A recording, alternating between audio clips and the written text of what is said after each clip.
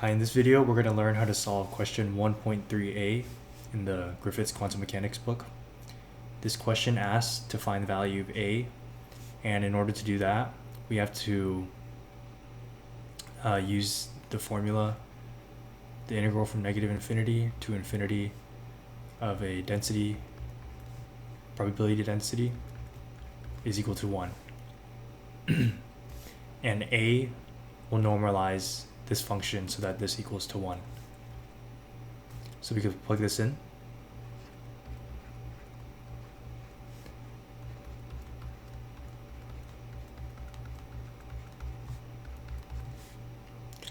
And now we could do u substitution. So u is equal to x minus a. Du dx is equal to 1.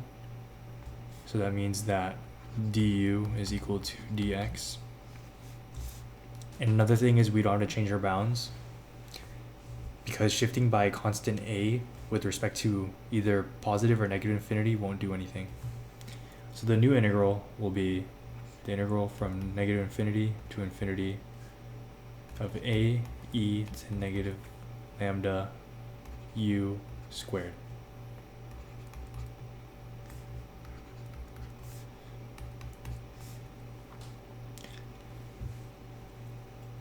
We could take the a out from this integral since it's just a constant, so this will equal a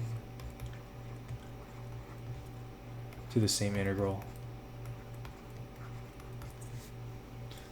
And in order to solve this integral, there is a Gaussian, this is a Gaussian integral, and in the back of the book, there's an integral for the Gaussian, which is the integral from 0 to infinity x to n e to negative x squared over a squared dx is equal to square root of pi 2n factorial n factorial a over 2 2n plus 1. So now we just have to match these variables together. Here we know that n has to equal 0 since there is no x term in front, and the only way to make this go away is if n is 0. And we know that x is equal to u, and then a is equal to 1 over the square root of lambda. And the way to check if a is right is just to plug in a and see whether lambda ends up at the top the same way, and it does since it's squared and it's in the denominator. So now if we plug all these variables in, what we get is the square root pi 1 over 1, then 1 square root of lambda over 2, and then to the power of 1. And then we multiply all of this by a since we pulled it out.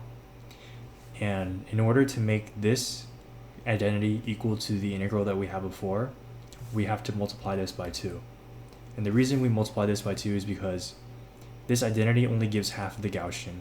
And since the Gaussian here is symmetric with respect to 0, we can just multiply by 2 to get the full Gaussian, since both of these are not shifted at all. We know it's shifted if there's a plus or minus with the independent variable. So now after we simplify, these 2's cancel, and then we get a is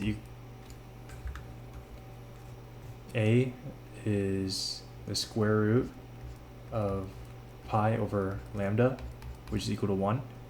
So we know that a must be equal to the square root of lambda over pi.